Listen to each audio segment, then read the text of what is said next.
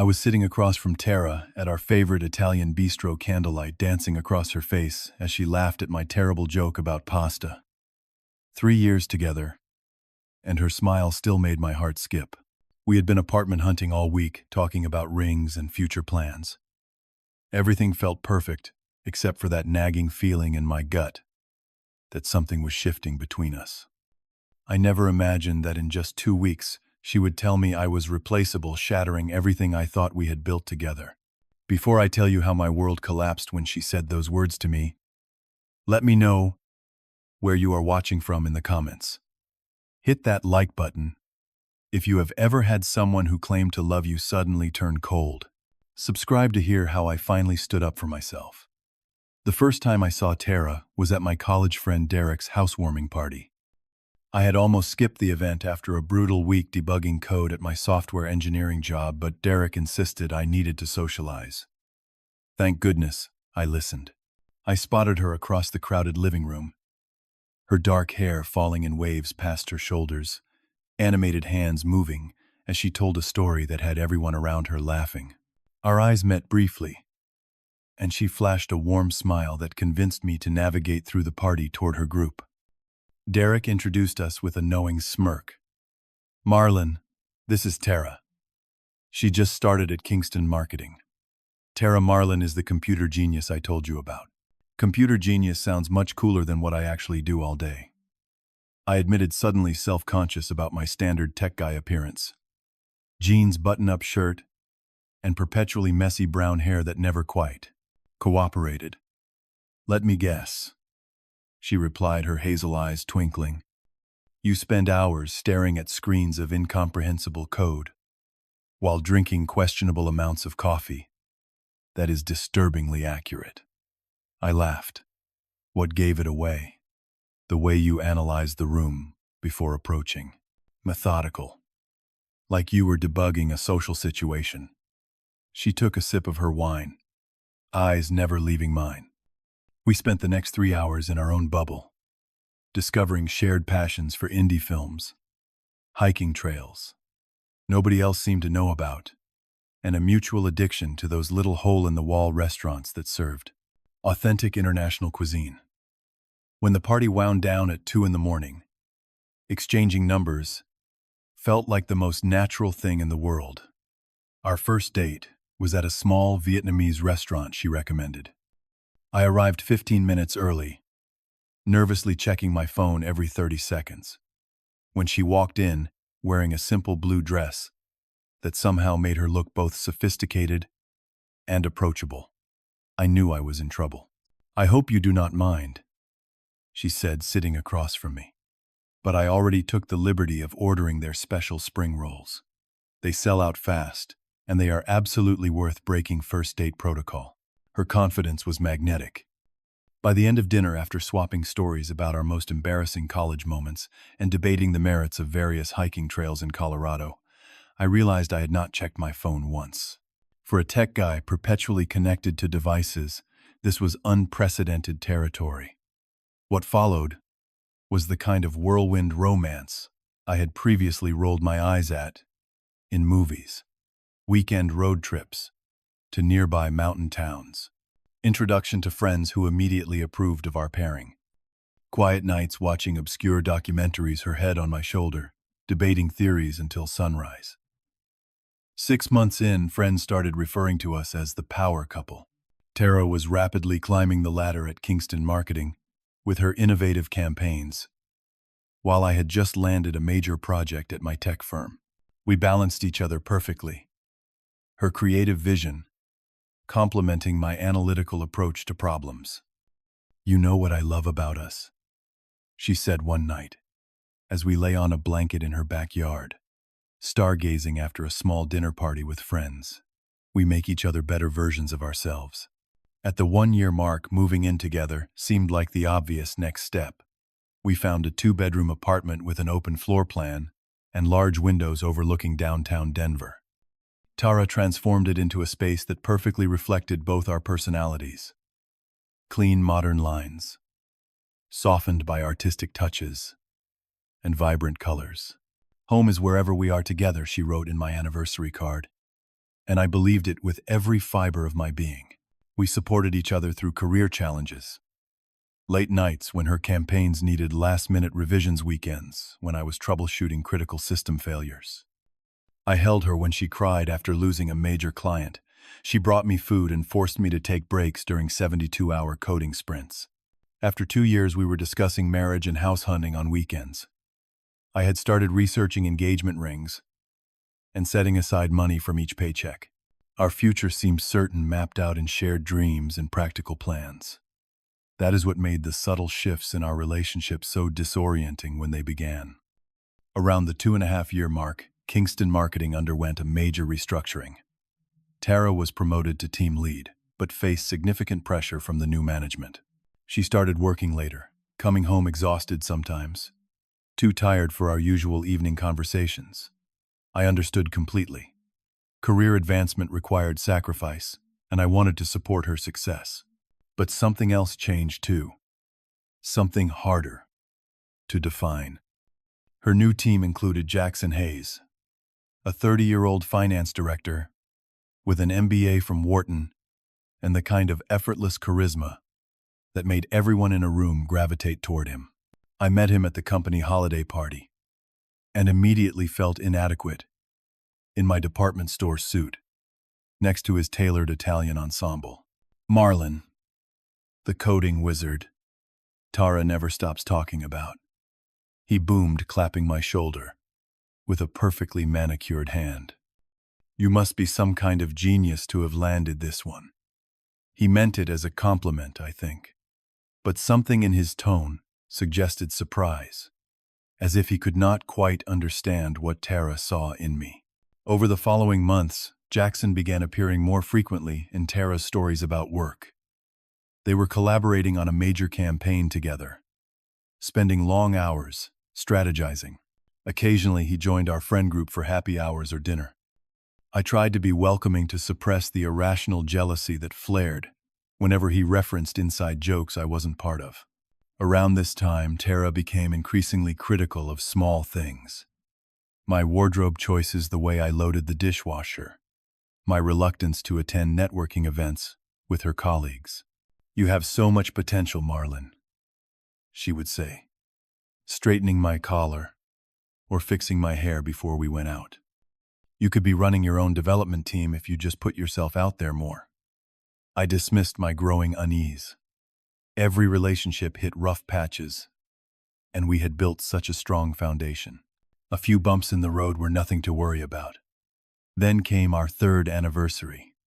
I had planned a special weekend getaway to Sedona, Arizona, a place Tara had always wanted to visit. Red rock formations, luxury resort, spa treatments, the works. I had been saving for months to make it perfect. 2 days before we were set to leave, Tara called from work, her voice tight with stress. I am so sorry, Marlon, but there is an emergency with the Westfield account.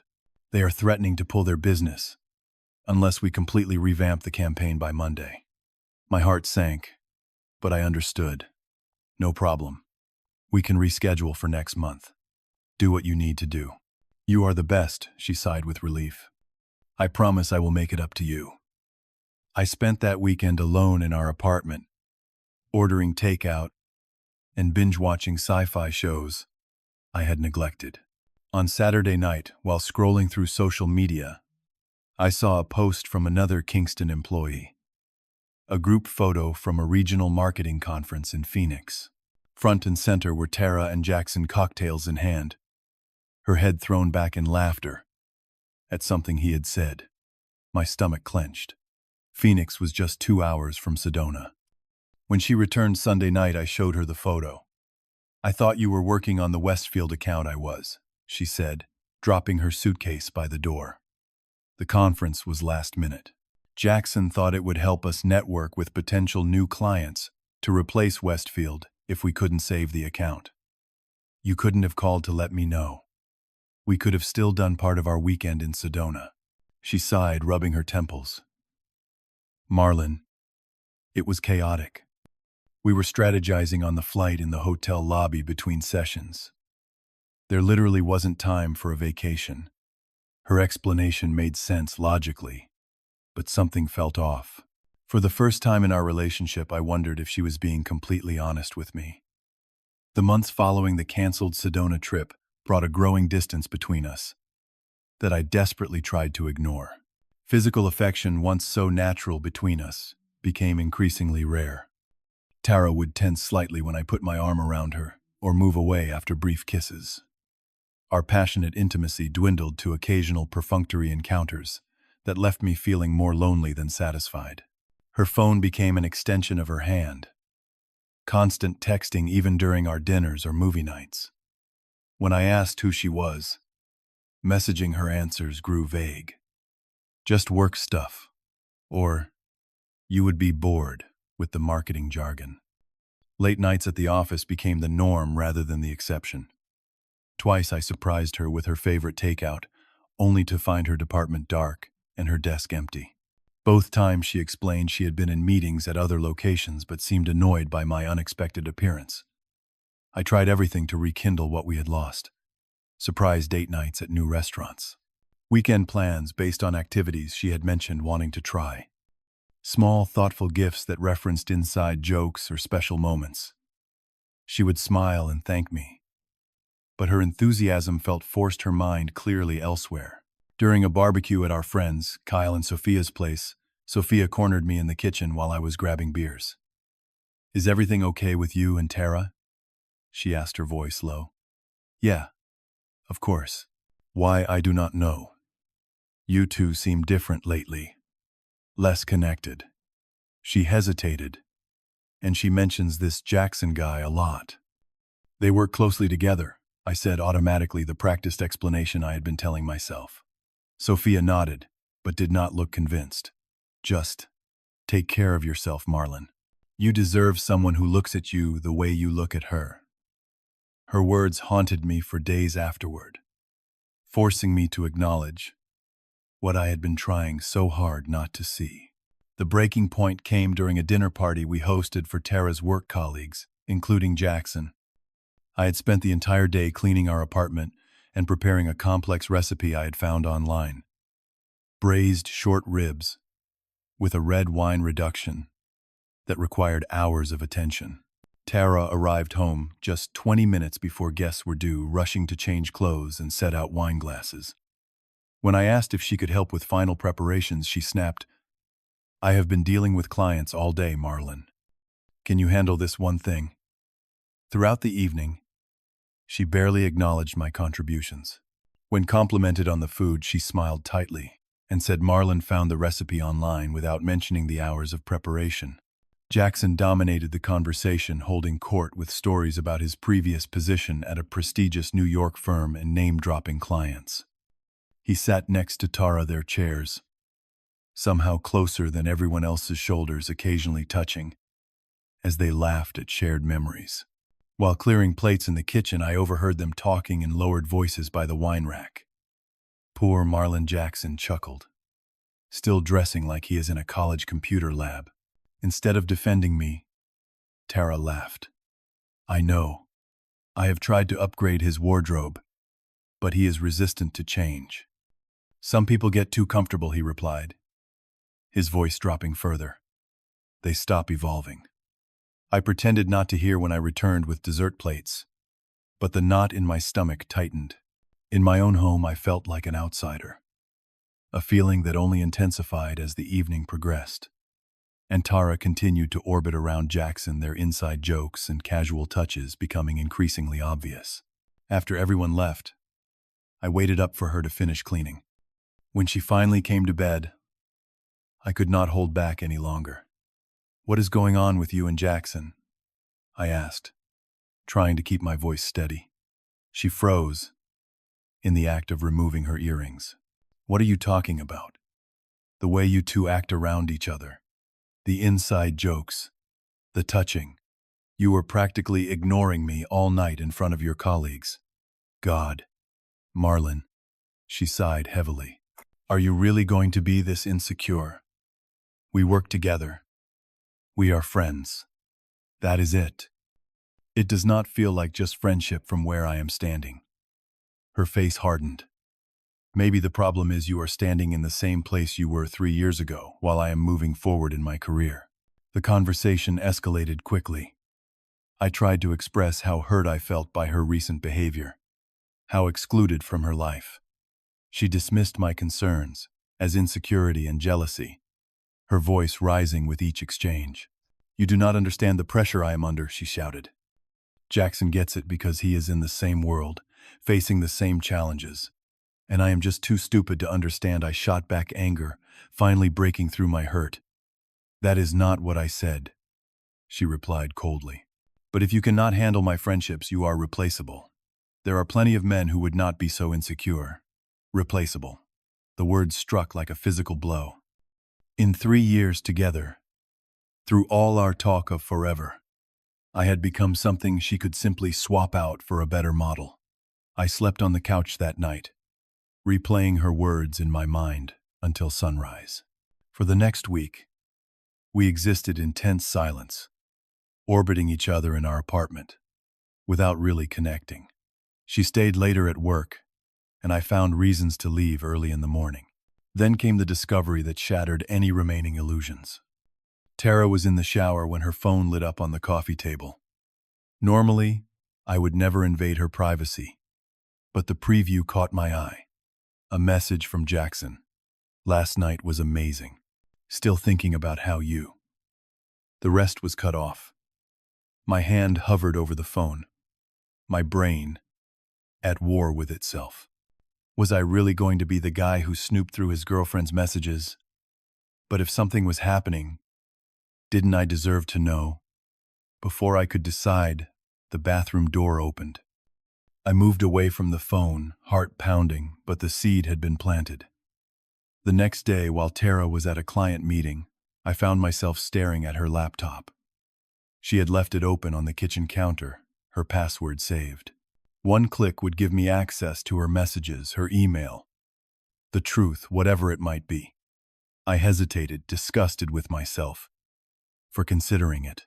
But the word replaceable echoed in my mind alongside Sophia's concerned face and the glimpse of that text message. I clicked on her messaging app. What I found was worse than I had imagined. Months of exchanges between her and Jackson. Intimate conversations, compliments, discussions about their connection and chemistry. Plans for lunch dates and drinks that had never been mentioned to me. No explicit evidence of physical cheating, but the emotional betrayal was undeniable. "Marlon is sweet, but he doesn't challenge me like you do," she had written 2 months ago. "Sometimes I wonder if I settled too early," said another message from just 3 weeks back. And most recently, "I need to figure out the apartment situation before making any moves." I was still sitting there numb with shock when she returned home early. One look at my face, and she knew. "You went through my messages." Her voice was high with indignation, but her eyes darted nervously to the laptop. "Are you having an affair with Jackson?" I asked, my voice surprisingly calm, given the hurricane inside me. "It is not an affair," she insisted, dropping her bag and crossing her arms. "We have not done anything physical. Emotional affairs are still affairs, Tara." I turned the laptop toward her, showing a particularly intimate exchange from the previous week. "How long has this been going on?" Her defensive posture crumbled slightly. "We are just close. He understands me in ways that I do not," I finished for her. "Because I am just a programmer who doesn't appreciate your marketing genius. Because I am resistant to change and too comfortable." Her eyes widened in recognition of her own words, thrown back at her. "You were eavesdropping at the dinner party. In my own home, Tara, where you were mocking me to a man you have clearly developed feelings for." She tried several more angles, blaming work stress, claiming I had been emotionally distant, suggesting I was making too much of innocent flirtation. Finally, seeing I was not backing down, her demeanor changed completely. "Fine," she said coldly. "Jackson and I do have a connection, a deeper one than you and I have had lately. He is ambitious, driven, he challenges me, and I do not. Not in the same way. You have been content in the same position for years. You turn down promotions that would require more travel or longer hours because you want work-life balance. She made air quotes around the phrase. Jackson understands that success requires sacrifice. I looked at this woman I had loved for 3 years, planning to marry, and realized I no longer recognized her. I will pack some things, I said quietly. I can stay with Kyle until I figure out next steps. Her face registered surprise, as if she had expected more fighting, more begging. You are leaving. Just like that. What would you have me do? Tara, stay, and compete for your affection with a man you have been emotionally cheating with for months. As I packed a suitcase with essentials, she followed me around the apartment, her tone shifting between defensive and accusatory. When I reached for the framed photo of us from our first anniversary trip, she spoke words that would echo in my darkest moments for months to come. Maybe this is for the best, she said, arms crossed tightly. Jackson has been saying I should aim higher. I guess I am trading up to someone more in line with my ambitions. Trading up, like I was a car she had outgrown. 3 years reduced to a transaction. I left without another word, the weight of her betrayal pressing down on me with each step away from what I had thought would be my forever home. Kyle's spare room became my refuge during the darkest period of my life. The first week I barely left the bed except to use the bathroom. Food held no appeal. Sleep came in. Fitful bursts interrupted by dreams where I confronted Tara and Jackson, only to have them laugh at my pain. Dude, you need to eat something, Kyle said on day 5, setting a plate of scrambled eggs beside my bed. Wasting away won't fix anything. I managed a few bites to appease him, but everything tasted like cardboard. My phone buzzed constantly with messages from concerned friends and colleagues.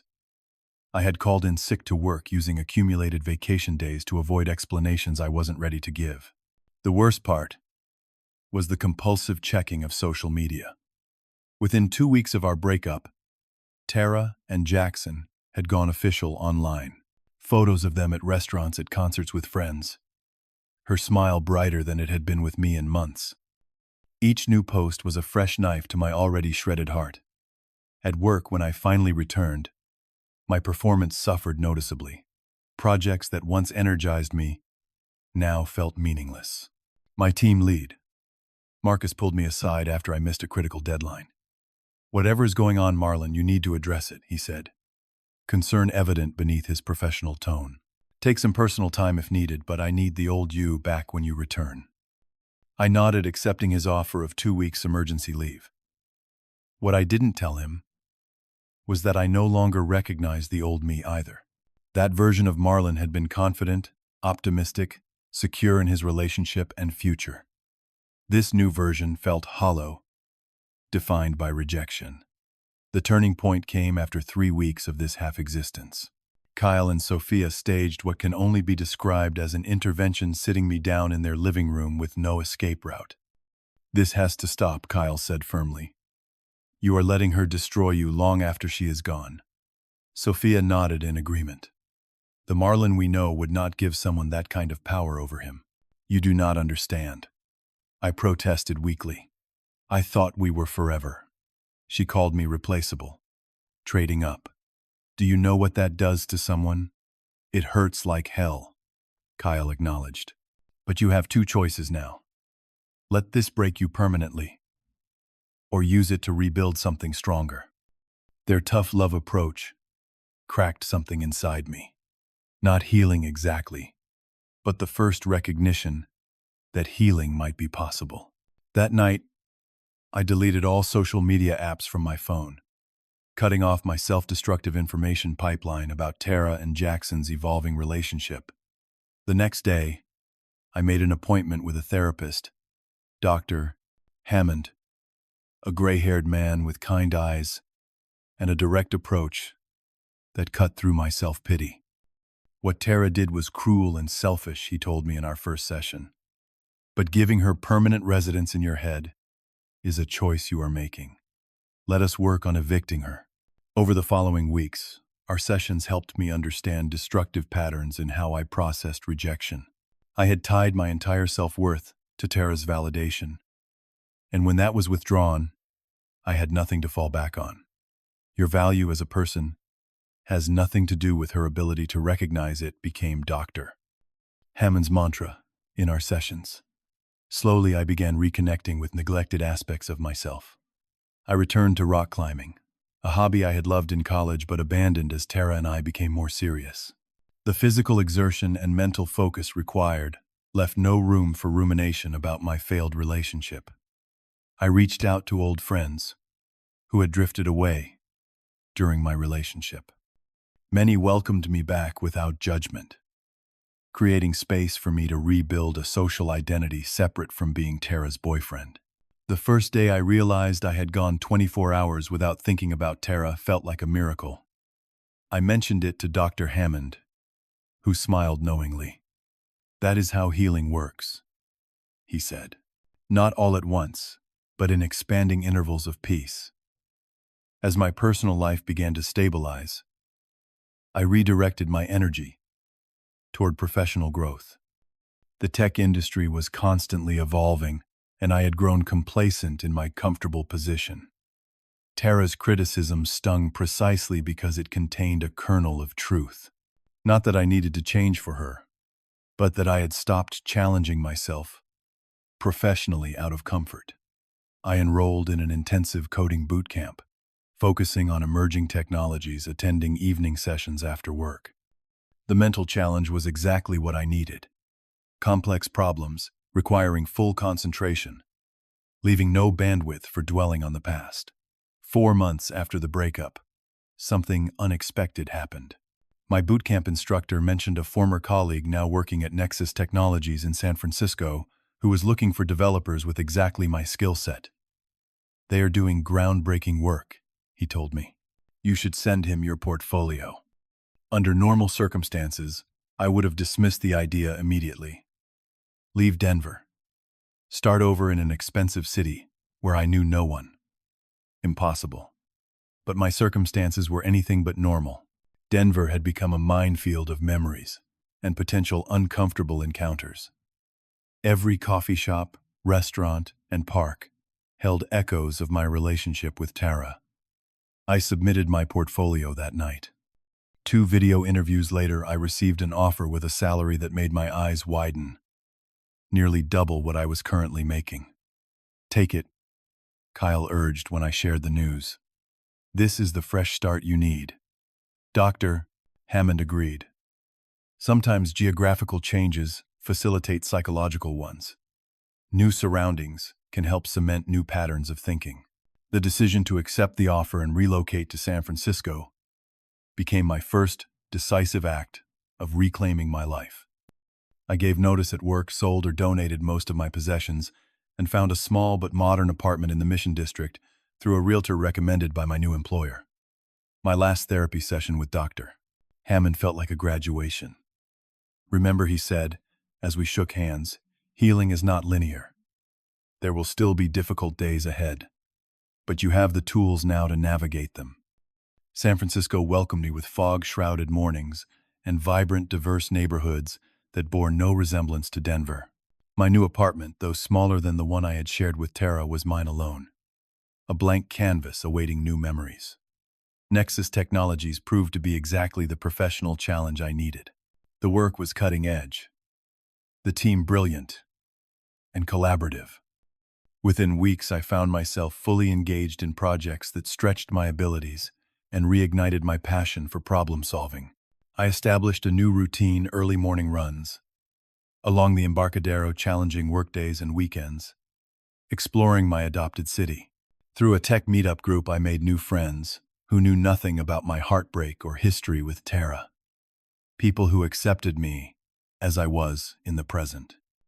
6 months into my San Francisco life, my team lead nominated me for an accelerated promotion after I developed an innovative solution to a persistent system issue. The recognition validated my abilities in a way that helped heal the professional insecurity Tara had exploited. "You have that rare combination of technical skill and creative thinking," my director told me during my performance review. "We are lucky to have snagged you from Denver." Life had taken on new rhythm and meaning when the email arrived. 8 months after our breakup, Tara's name appeared in my inbox with the subject line, "I miss you." My finger hovered over the delete button, heart racing. Part of me wanted to erase it unread to deny her any further access to my emotions. But curiosity, and perhaps a need for closure, won out. "Marlon," she wrote, "I know I have no right to contact you after everything, but I cannot stop thinking about what I threw away.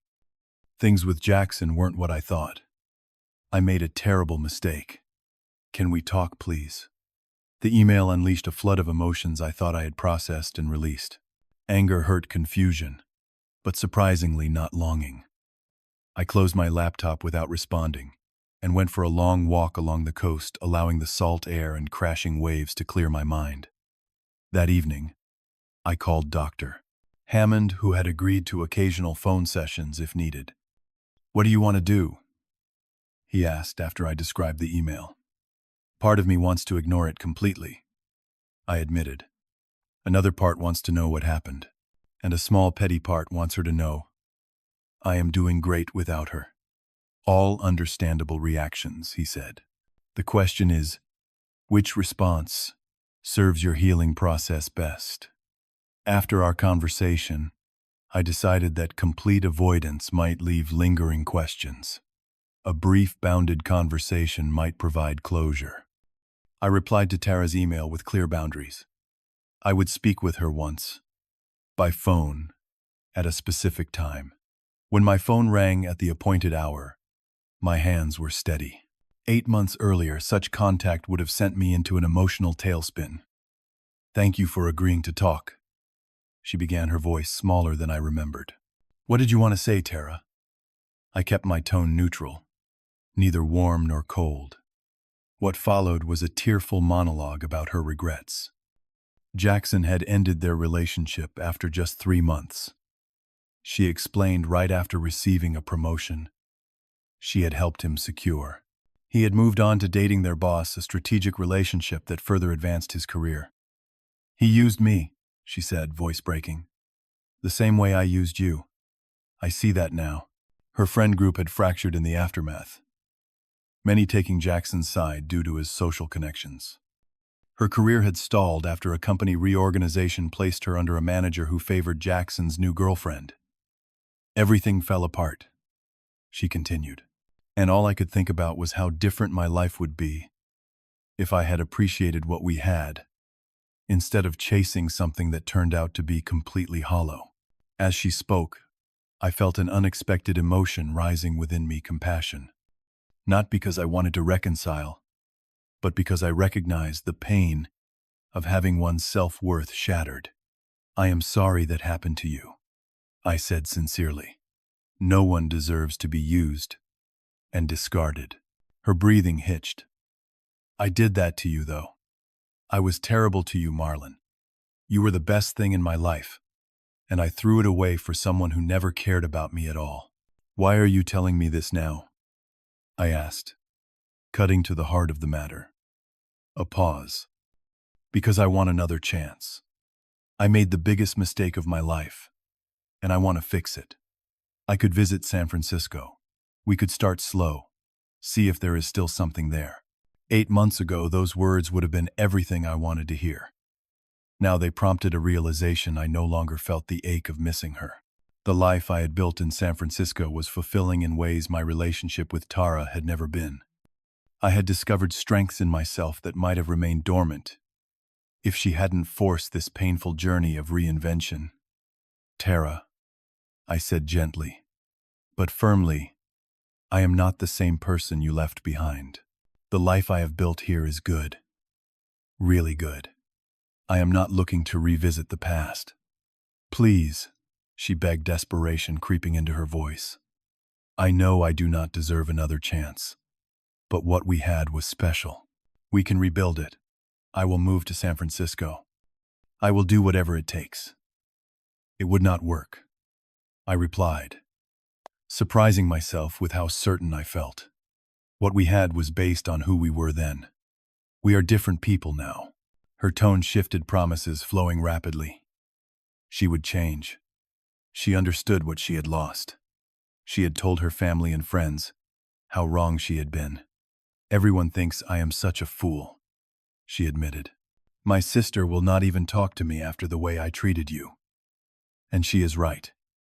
I threw away someone who truly loved me for someone who just wanted to use me.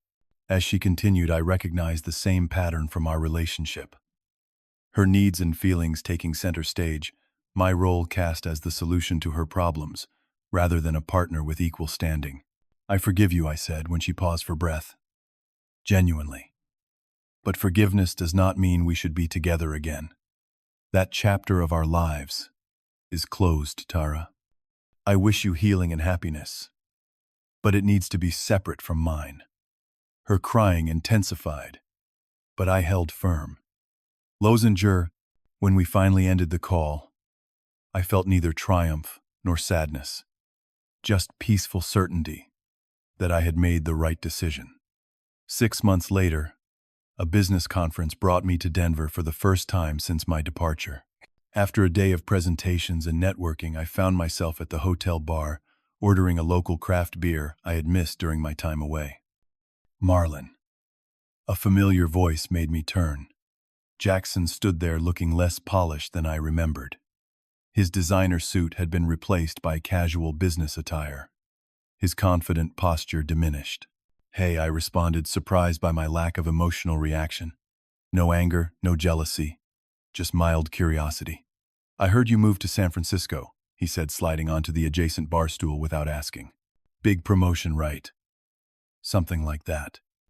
I took a sip of my beer, unwilling to share details of my life with him. Awkward small talk followed. He was between positions, he explained vaguely. Things at Kingston had gotten complicated. I nodded politely without asking for elaboration. Eventually, after his third scotch, the truth emerged. He had been fired for workplace misconduct after his relationship with the boss soured. His reputation in Denver's marketing circle was tarnished, former colleagues avoiding association with him. "Everything was going so perfectly," he lamented, staring into his glass. Then it all just collapsed.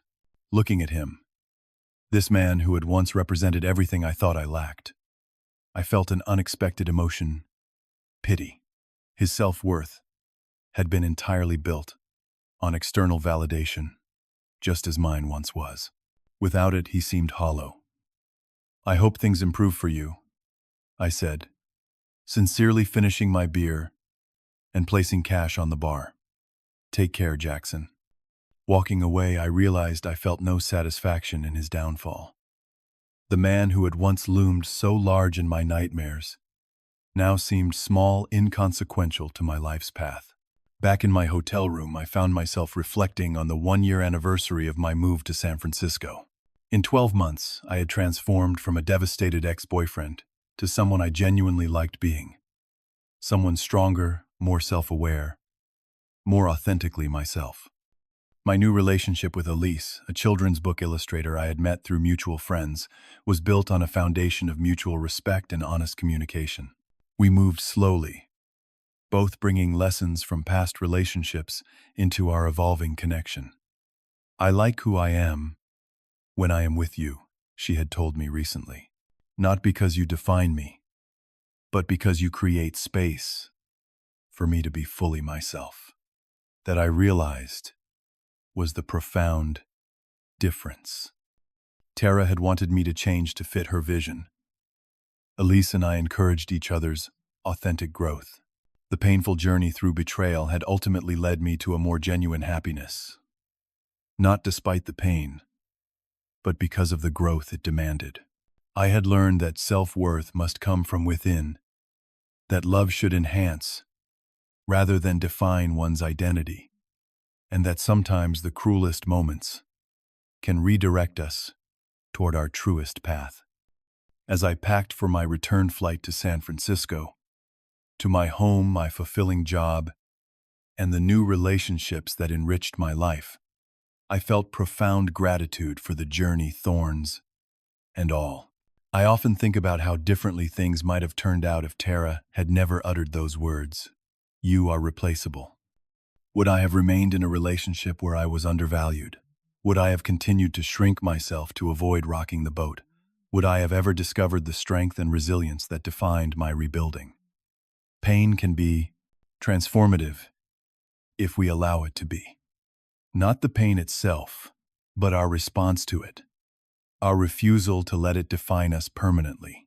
When someone treats you as replaceable, they reveal a fundamental truth about themselves, not about your worth. True healing came when I stopped measuring my value through Tara's eyes and began seeing myself clearly. Flaws, strengths, and the unique qualities that make me irreplaceable to the right people. In sharing this story, I hope it reaches those of you facing similar betrayals. The path forward exists, even when you cannot see it through your tears. The version of yourself waiting on the other side of this pain might be stronger, wiser, and more authentic than you can currently imagine. Have you experienced someone treating you as replaceable only to later regret losing you? Share your story in the comments below. If this resonated with you, please hit that like button and subscribe for more real-life experiences. Every journey through heartbreak is unique, but none of us should walk that path alone. Thank you for listening to my story, and remember, your worth was never determined by someone's failure to recognize it. Until next time, take care of yourselves and each other.